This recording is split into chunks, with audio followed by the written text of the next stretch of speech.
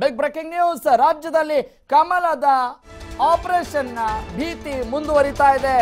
Operation ಕಮಲದ ಭೀತಿ ಮತ್ತಷ್ಟು ಮುಂದುವರೆದಿದೆ, ಮತ್ತಷ್ಟು ದಟ್ಟವಾಗಿ ಕಾಣಸಿಗ್ತಾ ಇದೆ. ಎಸ್ ವೀಕ್ಷಕರೇ, ರೆಸಾರ್ಟ್ ಪಾಲಿಟಿಕ್ಸ್ ನ ಹಂತ ಹಂತದ ಸನ್ನಿವೇಶಗಳನ್ನ ಈಗ ನೀವು ನೋಡಬಹುದು. ಬಸ್ನಲ್ಲಿ ಯಾವ ರೀತಿ ತೆರಳುತ್ತಾ ಇದ್ದಾರೆ ಕಾಂಗ್ರೆಸ್ನ ಶಾಸಕರು. ಎಸ್ ವೀಕ್ಷಕರೇ, TV5 ಎಕ್ಸ್ಕ್ಲೂಸಿವ್ ದೃಶ್ಯಾವಳಿಗಳಲ್ಲಿ ತಾವು ನೋಡ್ತಾ ಇದ್ದೀರಿ.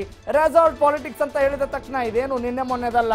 ಯಾವಾಗ ಇವರ ಕುದುರೆ ವ್ಯಾಪಾರದ ಭೀತಿ ಶುರುವಾಗುತ್ತೋ ಈ ರೀತಿಯಾದಂತಹ ಘಟನಾವಳಿಗಳಿಗೆ ರಾಜಕೀಯ ಮತ್ತು ನಮ್ಮ ಸದ್ಯದ ಪ್ರಜಾಪ್ರಭುತ್ವ ಸಾಕ್ಷಿ ಆಗ್ತಾನೆ ಬಂದಿರೋದನ್ನ ನಾವು ನೋಡ್ತಾ ಇದ್ದೇವೆ. ಆದರೆ ಪಾತ್ರಧಾರಿಗಳು ಮಾತ್ರ ಬೇರೆ ಬೇರೆ ಆಗಿರ್ತವೆ. ಸನ್ನಿವೇಶದಲ್ಲಿ ಒಂದಿಷ್ಟು ಸ್ಕ್ರಿಪ್ಟ್ ಬದಲಾವಣೆ ಆಗಿರುತ್ತೆ ಅನ್ನೋದನ್ನ ಬಿಟ್ರೆ ಬೇರೆ ಏನು ಹೊಸ್ತಿಲ್ಲ ಅನ್ನೋದನ್ನ ನಾವು ಅರಿತಿದ್ರು ಕೂಡ. ಆದರೆ ಸದ್ಯದ ಸನ್ನಿವೇಶ ಸಾಕಷ್ಟು ಕುತೂಹಲವನ್ನ ಕೆರಳಿಸಿರೋದು ಈ ರಾಜಕೀಯದ ಸೊಬಗು ಅಂತ ಅನ್ಸುತ್ತೆ. ಎಸ್ ವೀಕ್ಷಕರಿಗೆ, ಮತ್ತೊಂದು ಬ್ರೇಕಿಂಗ್ ನ್ಯೂಸ್. ಸಚಿವ ಜಮೀರ್ ಅಹಮದ್ ಒಡೆತನದ 3 ಬಸ್ಗಳಲ್ಲಿ, ಎಸ್ ವೀಕ್ಷಕರೇ, ರೆಸಾರ್ಟ್ ಪಾಲಿಟಿಕ್ಸ್ ಅಂತ ಹೇಳಿದ ತಕ್ಷಣ ಅಥವಾ ಬಸ್ ಪ್ರಯಾಣ ಅಂತ ಹೇಳಿದ ತಕ್ಷಣ ನಮಗೆ ಮೊದಲು ನೆನಪಾಗುವಂತಹ ವ್ಯಕ್ತಿ ಅದು ಸಚಿವ ಜಮೀರ್ ಅಹಮದ್. ಈ ಮುಂಚೆ ಕಳೆದ ಬಾರಿ ಅವರು ರೆಸಾರ್ಟ್ ಪಾಲಿಟಿಕ್ಸ್ಗೆ ಯಾವ ರೀತಿ ಸಾಕ್ಷಿಯಾಗಿದ್ರು ಅಂತ ಹೇಳಿದ್ರೆ ಎಲ್ಲ ಶಾಸಕರನ್ನು ಕೂಡ ಅವರೇ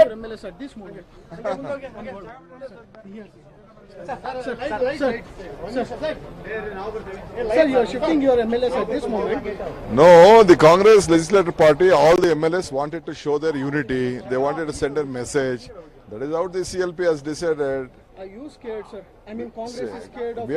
We have showed our numbers except 3. Everyone is on the track. And I'm also confident that they also will be on the line. So you are safeguarding your MLAs 100%. in the resort? No, it is not in the resort. We want to discuss our parliament seats Sir, also. you used to say that we are against this resort No, politics. definitely we are against the resort politics. First, let them leave there from the capital.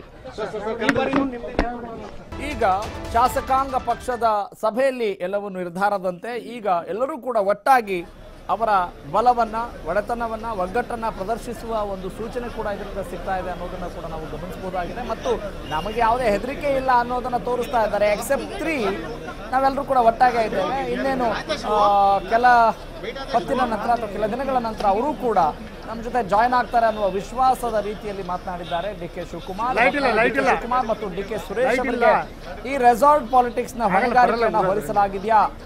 ಯಾಕಂತ ಹೇಳಿದ್ರೆ trouble shooter ಅನ್ನುವ ಹಣೆಪಟ್ಟಿಯನ್ನು ಹೊತ್ತಾಗ ಜವಾಬ್ದಾರಿಯನ್ನು ನಿಭಾಯಿಸಬೇಕಾಗತ್ತೆ. ಮತ್ತೊಂದು ಇಲ್ಲಿ ಪ್ರಮುಖವಾದಂಥ ಅಂಶ ಈಗ ಸದ್ಯದ ಮಟ್ಟಿಗೆ ಅಟ್ ದಿಸ್ ಮೊಮೆಂಟ್ ಮತ್ತೊಂದು ಅಂಶವನ್ನು ಗಮನಿಸಬಹುದು. ಜಮೀರ್ ಅಹಮದ್ ಅವರ ಒಡೆತನದ 3 ಬಸ್ಗಳನ್ನ ರೆಸಾರ್ಟ್ಗೆ ಕಳಿಸಲಾಗ್ತಾ ಇದೆ. ಆ ಬಸ್ನಲ್ಲಿ ಶಾಸಕರನ್ನ ಕರೆದೊಯ್ಯುವಂತ ಒಂದು ಪ್ರಯತ್ನ ನಡೀತಾ ಇದೆ.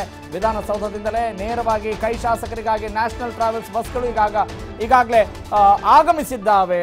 ಅವರನ್ನ ಅದ್ದೂರಿಯಾಗಿ ಆಹ್ವಾನಿಸಿಕೊಂಡು ಹೋಗ್ಲಿಕ್ಕೆ ಕಾತರದಿಂದ ಕಾಯ್ತಾ ಇದ್ದಾವೇನೋ ಬಸ್ಗಳು ಅನ್ನುವ ರೀತಿಯಾಗಿ ಸದ್ಯದ ಒಂದು ಸನ್ನಿವೇಶವನ್ನು ನಾವು ಜ್ಞಾಪಕ ಮಾಡ್ಕೊಳ್ಬಹುದು. ಒಟ್ಟಿನಲ್ಲಿ ರೆಸಾರ್ಟ್ಗೆ ಕಾಂಗ್ರೆಸ್ ಶಾಸಕರನ್ನ ಕರೆದೊಯ್ಯಲಿಕ್ಕೆ ಬಸ್ಗಳು ರೆಡಿಯಾಗಿದ್ದಾವೆ. ಆದರೆ ಶಾಸಕರ ಮನಸ್ಸುಗಳನ್ನ ಹಿಡಿದಿಟ್ಟುಕೊಳ್ಳುವಂತ ಪ್ರಯತ್ನವನ್ನ ಕಾಂಗ್ರೆಸ್ನ ವರಿಷ್ಠರು ಈಗ ಮಾಡ್ತಾ ಇದ್ದಾರೆ. ಅದು ಎಷ್ಟರ ಮಟ್ಟಿಗೆ ಸಕ್ಸಸ್ ಆಗುತ್ತೆ, ಇನ್ನು ಮುಂದುವರೆದ ಭಾಗ ಯಾವ ರೀತಿ ಅನ್ನೋದನ್ನ ಒಟ್ಟಿನಲ್ಲಿ ಅಭಿವೃದ್ಧಿಯ ವಿಚಾರವಾಗಿ ಅಂತೂ ಕೂಡ ಚರ್ಚೆಯನ್ನು ಮಾಡ್ತಾ ಇಲ್ಲ ಅನ್ನುವ ದುರ್ದೈವದೊಂದಿಗೆ, ನೋವಿನೊಂದಿಗೆ ಸದ್ಯದ ಕ್ಷಣಗಳನ್ನ ಎಂಟರ್ಟೈನ್ಮೆಂಟ್ ಕೊಡ್ತಾ ಇದ್ದಾರಾ ಇವರು, ಅಥವಾ ಅದು ಕೆಲಸಕ್ಕೆ ಬಾರದ ಮನರಂಜನೆ ಆಗ್ತಾ ಇದೆಯಾ ಅನ್ನುವ ಒಂದಿಷ್ಟು ನೋವು, ಅನುಮಾನಗಳು ಕೂಡ ವ್ಯಕ್ತವಾಗ್ತಾ ಇದ್ದಾವೆ. ವೀಕ್ಷಕರೇ, ಒಟ್ಟಿನಲ್ಲಿ ಪ್ರಜಾಪ್ರಭುತ್ವನ ಹೆಸರಿನಲ್ಲಿ ಪ್ರಜೆಗಳೇ ಪ್ರಭುಗಳು ಅನ್ನುವ ನೆಪದಲ್ಲಿ ರಾಜಕಾರಣಿಗಳು ಮಾಡುವಂಥ ಈ ಕಳ್ಳಾಟಗಳಿಗೆ ನಾವೆಲ್ಲ ಸಾಕ್ಷಿ ಆಗ್ತಾ ಇದ್ದೇವೆ ಅನ್ನುವ ಒಂದು ನೋವಿನೊಂದಿಗೆ ಇವತ್ತಿನ ಸಂದರ್ಭಗಳನ್ನು ನಾವು ಗಮನಿಸಬೇಕಾಗಿದೆ ವೀಕ್ಷಕರೇ.